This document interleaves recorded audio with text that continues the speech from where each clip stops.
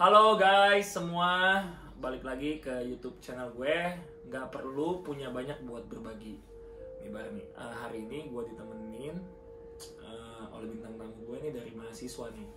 Udah punya segudang prestasi, sekarang juga dia dipanggil di tim nasional untuk persiapan di FIBA sampai 2023 nanti. Nah, gue juga pengen tanya-tanya nih, setelah sukses di mahasiswa dengan segudang prestasi, karir dia mau kemana sih kelanjutannya nih? Gue juga pengen tanya-tanya apa aja sih yang udah dia dapat di bola basket. Oke, langsung kita perkenalkan aja sama Arigi Muhammad. Jadi, Nih, Gi, tolong Gi, bukain dulu Gi. Oke, gimana sih Gi?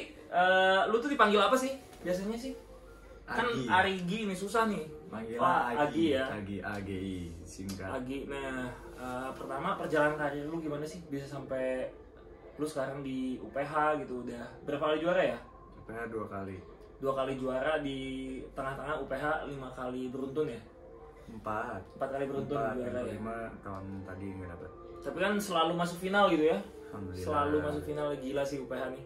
Apa aja sih perjalanan karir lu gimana sih? Coba dong ceritain sedikit. Pertama main-main di kampung. Asalnya kan dari Kalimantan Selatan. Ya, kampung halaman.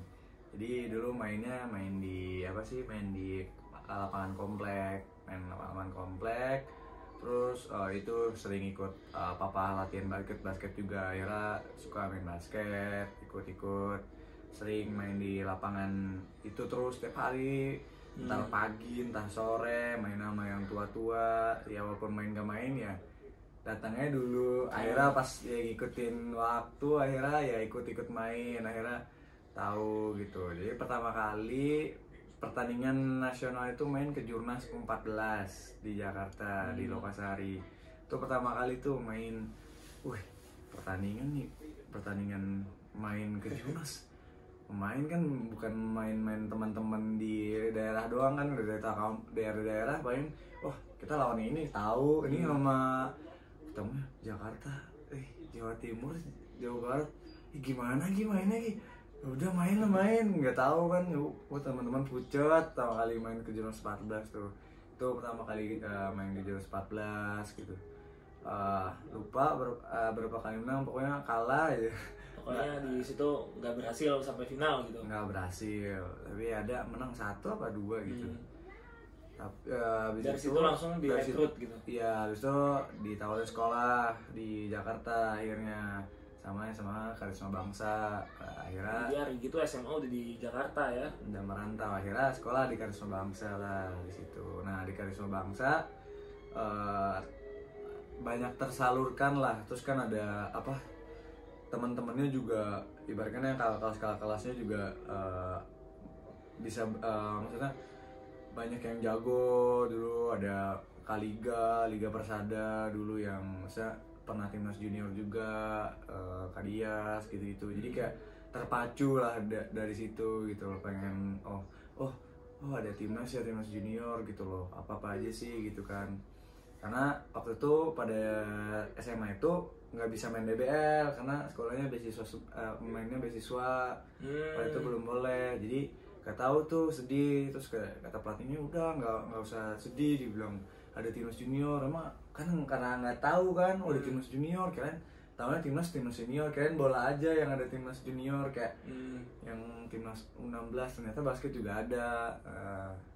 Akhirnya situ lalu mau latihan terus, akhirnya kayak pengen lah gitu, karena kan ibaratkan target dulu dari SMP, SD, ibaratkan pengen ke Amerika lah semua anak zaman zaman dan sampai sekarang lah pasti tujuan pengen main DBL, pengen ke Amerika gitu kan, pasti nggak dapat. Udahlah, akhirnya pengen target pada zaman itu pengen masuk timnas gitu.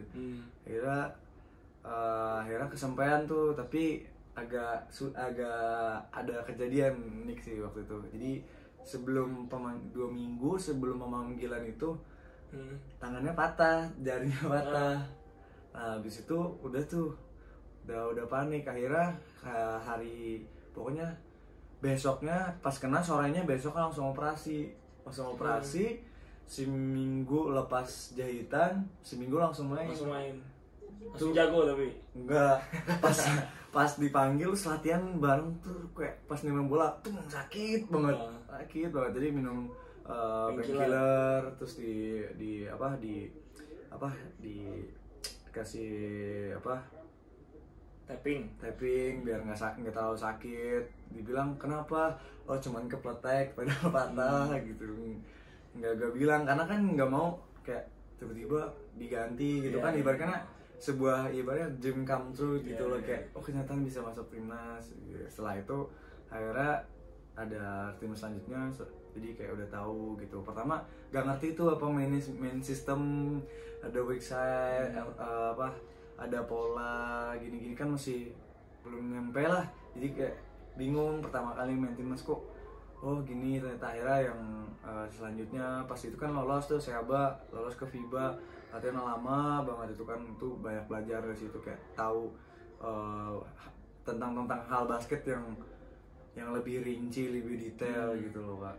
Setelah itu ya setelah SMA jalanin, terus SMA juga mendukung, sering tanding ke Singapura, ke Malaysia, terus terus camp ke bahkan angkatan lagi tuh ke Barcelona. Sempet ke Barcelona kan dia ikut. Waduh. Karena bentrok sama yang timnas 18 ke Iran. Terus berangkat ke Barcelona lagi, berangkatnya tuh ke Filipina tahun pertama. Pas lagi lulus mereka ke Paris buat camp.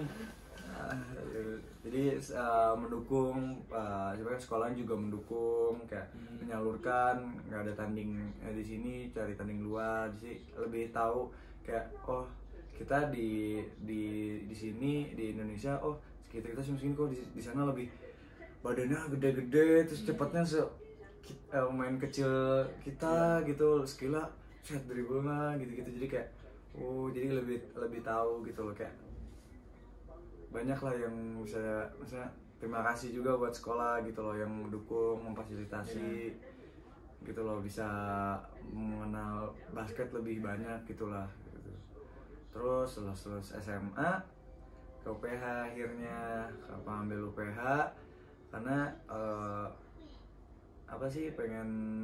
karena udah di Jakarta kan udah 3 tahun, jadi lebih tahu daerahnya gitu kan, udah lingkungannya lebih tahu. Akhirnya masuk UPH, terus jurusan yang dimau juga ada gitu loh. Akhirnya kuliah di UPH dengan kayak ibaratnya bisa basket juga, bisa belajar juga gitu loh. Nah itu sih tadi disimpulkan ya dari cerita Agi ya, kalau menurut gua sih memang benar gitu, penting sekali adanya sekolah yang mendukung gitu. Jadi kalau misalnya anak-anak daerah kayak Arigi gitu kan, anak daerah gitu ya, kita harus realistis aja gitu ya, di daerah nggak ada sekolah yang semendukung di Jakarta, di Jawa lah. Kita bilang di Jawa gitu ya, di Surabaya, di Jawa Barat, di Jakarta gitu. Tapi kalau kalian memang benar-benar mau gitu kayak Arigi gitu, dia bisa show off di Kejurnas, di Porda atau dimanapun itu, sehingga ada tim scouting dari sekolah-sekolah bisa ngambil kalian lah untuk teman-teman yang di daerah gitu ya. Untuk kayak contohnya Arigi gitu, dia kan SMP tapi di U14 ya, di U14 dia bisa ngebuktiin kalau dia layak main di tim Jakarta gitu. Terus sampai sekarang ini gitu ya. Terus gimana sih UPH, kenapa sih dia bisa juara terus gitu UPH menurut Arigi gitu? Kalau juara sih dari pelatih dulu. Dari pelatih kan kita maunya disiplin gitu kan, terus kita harus in shape, terus kita harus ini sengaja gue bocorin nih biar tim-tim nanti bisa, siapa tahu ada yang nonton nih. Ubaya apa semua. Jadi lebih ke disiplin sih dibilang. Kita kalau Mr. Matt tuh dia hal detailnya gitu loh, dia pentingin hal detail. Terus kita harus disiplin sebagai orang gitu, kayak ibaratkan kita 16 gitu kan, ibaratnya kita touch the line itu kan sebuah hal yang kecil tapi kan bermakna gitu. Kayak ibaratnya kayak kita main kayak inbound, kita keinjak line ya line gitu loh, sama aja kayak ibaratkan kita lagi 16 kayak gitu lah. Jadi apa yang di latihan juga apa yang di lapangan gitu loh. Jadi kayak seperti latihan ya seperti game gitu. Benar. Ya bener sih itu sih. Jadi apa yang lu latih pasti keluar di pertandingan gitu. Jadi kalau misalnya lu latihan malas-malasan gitu, tiba-tiba mau tanding lu mau defense serius, defense mau nggak ada salah atau nggak di offense kita mau gerakannya bagus, itu nggak mungkin bisa karena lu latihannya aja asal-asalan, itu nggak mungkin bisa gitu. Itu sih kuncinya ya dari tadi kata Arigi, detail gitu. Terus ini kan gue pengen tahu nih kayak apa, pengen mengajak anak-anak muda tuh, ini lo basket tuh bisa gitu, bisa dapat sekolah atau apanya, apa aja sih yang lo udah dapat di basket sekarang tuh. Asal kalian tahu aja, Argi juga kan cita-cita pengen ke Amerika, sekarang udah ke Amerika kan. Alhamdulillah udah ke Amerika juga karena pernah waktu itu juara apa gitu ya, Red Bull. Juara Red Bull, jadi udah ke Amerika juga. Jadi terus apa aja sih yang udah lu dapet sekalian, selain lu SMA gratis kan? SMA gratis, kuliah gratis gitu. Sekarang udah bisa bantu orang tua banyak lah gitu ya. Banyak sih yang dapat di basket gitu. Bukan hanya kita dapat sekolah gratis, terus dapat uang jajan, atau kita juga dapat koneksi teman baru. Itu sih penting sih, karena koneksi. Kita ibaratnya ya habis main basket, misalkan habis SMA, habis itu kita main di Liga Pro, habis itu kan kita pasti balik ke dunia kerja kan. Nah disitulah kita butuh koneksi gitu loh, kita punya teman yang bisa bantu kita gitu loh. Jadi ya bukan hanya koneksi gitu, jadi kita bisa bantu orang tua kita juga. Mungkin ya kalian ibaratkan yang kalian yang mungkin saudaranya banyak 3 atau 2 gitu kan, kalau misalkan kalian 1 atau 2-nya yang bisa, nggak usah bayar sekolah SMA, atau sekarang mungkin SMP sekarang udah ada yang beasiswa. Ada juga yang beasiswa ya? Di sekolah saya udah ada beasiswa soalnya. Jadi dari SMP, kalau misalkan dapat SMP, SMA, kuliah kan orang tua kalian nggak perlu bayar uang sekolah kalian. Mungkin ada yang sekolahnya udah dapat dorm, terus dapat makan. Mungkin ya tinggal uang jajan kalian gitu bisa kan. Kalian mungkin ada yang sekolahnya setahun sekali dapat jatah sepatu, bisa beli sepatu ya. Habis itu terus kalian juga bisa bantu orang tua, mungkin tempat buat ada kalian, buat yang hal-hal yang lain gitu loh. Jadi ya udah sangat banyak lah ya, udah banyak gitu loh. Jadi basket, ya. Bukan hanya sekolah tapi juga korelasi teman, dunia baru ya. Tapi balik lagi ya, pintar-pintar buat cari teman dan pilih-pilih lingkungannya, karena ya dunia ini nggak ada yang mungkin dan harus pintar-pintar juga. Takutnya kalau salah pilih pergaulan atau temen ya juga. Ya itulah, apalagi kan di SMA dan kuliah tuh olahraga basket tuh ya paling digandrungi lah kalau kita bisa lihat gitu ya, sama anak-anak muda gitu. Sekarang UPH aja, tahu sendiri lah biaya masuknya berapa, biaya per bulannya berapa, per semesternya berapa. Sekarang Arigi bisa, karena berprestasi bisa dapat gratis itu kan, itu luar biasa membantu orang tua. Dan UPH pun secara kuliah pun bagus juga gitu ya, nggak hanya sekolah asal-asalan gitu. Jadi itu sih yang bisa didapat di basket. Nah, ini kan Arigi udah tahun terakhir nih ya, udah mau skripsi ya? Iya. Udah mau skripsi nih. Nah, rencana setelah lulus mau lanjut nggak sih ke Liga Pro atau enggak sih? Arigi sendiri. Mau ya? Lanjut, iya. Karena udah passion ya, pengen nyoba. Nah, pengen tahu nih, Arigi tuh sebenarnya ngidolain siapa sih? Apa? Secara pribadi gitu, Arigi tuh ngidolain siapa di Liga Pro aja ya, misalnya? Liga Pro. Sebenarnya tuh idola tuh banyak, misalnya banyak kayak tipe-tipe mainnya tuh kayak pengen. Nah, yang misalnya kayak apa? Ini gaya mainnya kayak Arigi nih, bisa dicontoh nih gitu. Siapa sih? Kalau gaya main sih dulu masih ingat ke B-boy nggak sih kak? Oh, B-boy.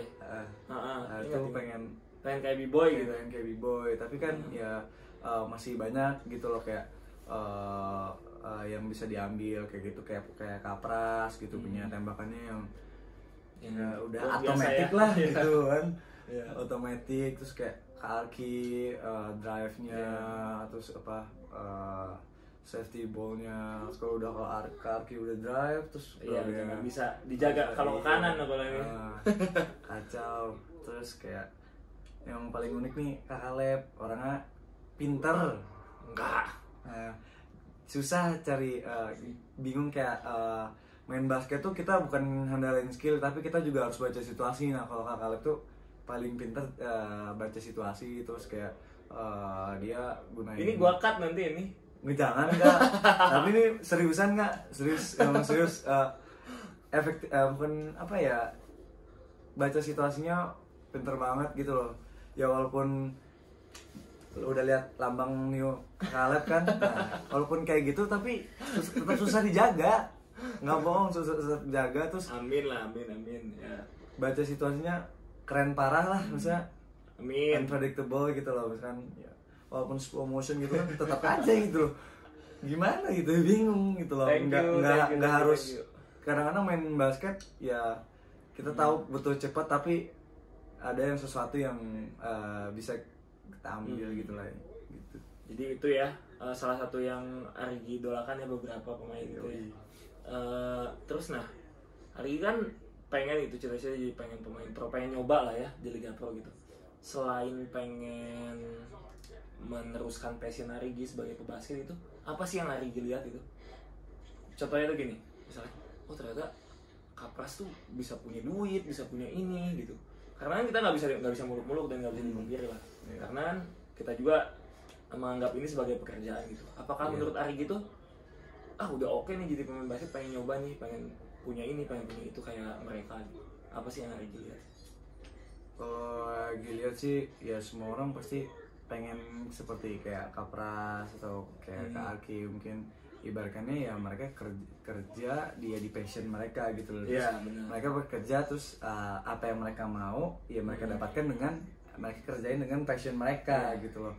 Ya pasti ya seorang kayak Agi atau siapapun ya pasti pengen kayak gitu. Terus saya bukan hanya itu ngambil seperti itu juga, tapi ya pengen sejauh mana Agi tuh bisa basket tuh di mana sih gitu loh. Kayak ibaratkan kayak mungkin Agi pengen main di Asian Games atau di SEA Games, atau mungkin ya siapa tahu bisa main Olimpik gitu kan. Ibaratkan ya we don't know, tapi ya who knows nantinya gitu loh.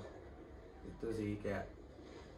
Jadi menurut Arigi gitu, sebagai ini kan ngomongin sebagai pekerjaan gitu, menurut Arigi yang Arigi lihat, Arigi kan belum berkecimpung di dalam gitu, tapi Arigi lihat di luar tuh udah oke nih sebagai pemain basket nih sekarang ini ya. Gimana? Udah oke nggak? Oke sih. Lihat anak-anak, lihat Pras gitu. Oke. Coba bisa dibayangin ya, Pras latihan pagi, siangnya bisa tidur siang gitu. Sedangkan temen-temennya yang seumuran dia lagi kerja keras-keras gitu.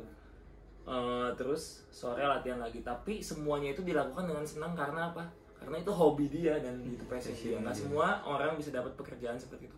Tapi Arigi juga bagus gitu. Jadi saat ini kan Arigi udah punya S1 gitu, bentar lagi gitu ya. Amin. Jadi nanti kalau misalnya udah pensiun pun gitu, udah ada bekal lah ya untuk nanti ke depan gitu. Apalagi di Liga Pro pun nanti misalnya Arigi mau apa-apa bisa disekolahin lagi gitu. Pasti ada opsi untuk S2, S3 dan selanjutnya lah. Seperti apapun kita. itu. Iya, Apapun apapun itu. udah exteller lah. Kalau bisa S3 profesor. Iya. Ya seperti itulah. Jadi tolong bukain lagi. Lupa. Karena habis baterainya Kak. Udah mau habis. Bentar lah. Terus gimana sih meyakinkan orang tua? Ya kan pasti kan orang tua ada yang pro dan kontra lah. Kayak misalnya seumuran Arigi. Aduh udahlah jangan basket-basket gitu. Tapi sekarang Arigi bayangin dari 14 tahun, berarti sebelum 14 tahun ya? Udah di sebelum SMP 14. pasti kan. SMP. 13 tahun berarti? Iya, 12 tahun, sekarang umur? 21. 21, udah mau 9 tahun tuh main basket kan? Iya. Udah hampir setengah hidup loh main basket. Nah gimana nggak yakinin orang tua sih? Kalau yakinin sih kalau dari papa dukung banget, karena ya papa juga backgroundnya basket kan. Terus kan yang cuman mama gitu loh kan yakinin kalau ngakinin kalau Agi ini bukan main basket aja gitu, tapi juga Agi dapetin kuliah, bisa belajar, lakuin hal-hal yang lain gitu loh. Tapi kayak ya ingat lagi pesan kayak mama, kayak dia bilang jangan lupain pendidikan, karena ya after kita basket di nantinya ya pendidikan lah yang akan yang paling berguna gitu. So jangan lupain pendidikan ya. Jadi meyakinkan mama itu ya dengan kita berjanji kalau berjanji kayak nggak bakal ngelupain pendidikan gitu loh, kayak gitu. Jadi ya main basket sambil belajar pendidikan, main basket pendidikannya.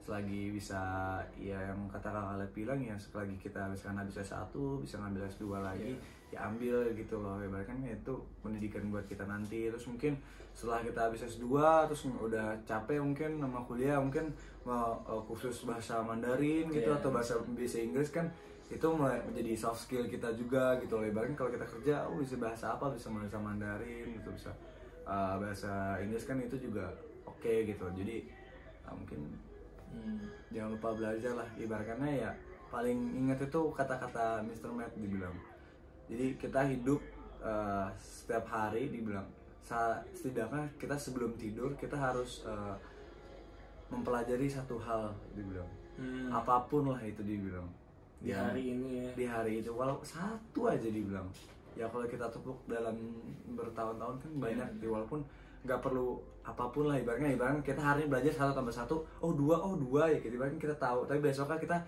belajar lagi 2 tambah 1 3 gitu. Ibaratnya kita setiap harinya tuh upgrade walaupun ya 1%, 0,05% yaitu upgrade buat kita. Jangan ibaratnya kita hidup bangun terus mau tidur kita get nothing gitu, kayak sama-sama aja gitu.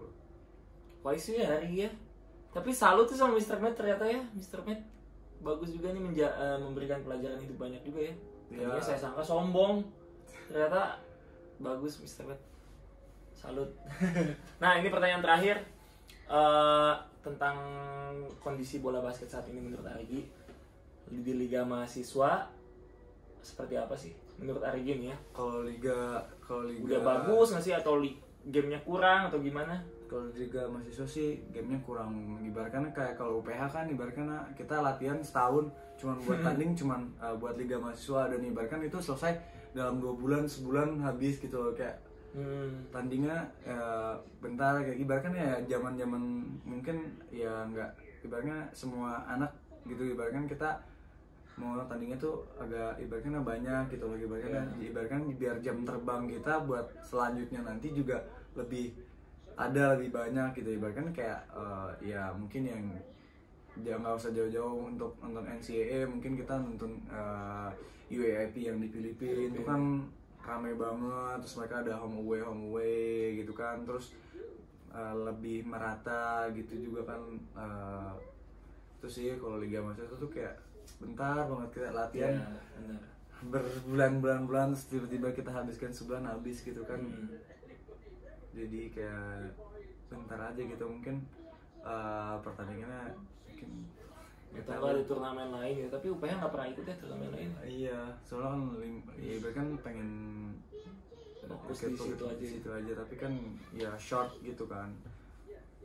Jadi ya itu sih masukan buat liga, nggak hanya di mahasiswa ya, di IBL juga, karena yang saya rasa kita sebagai pemain kebanyakan latihan daripada tanding gitu.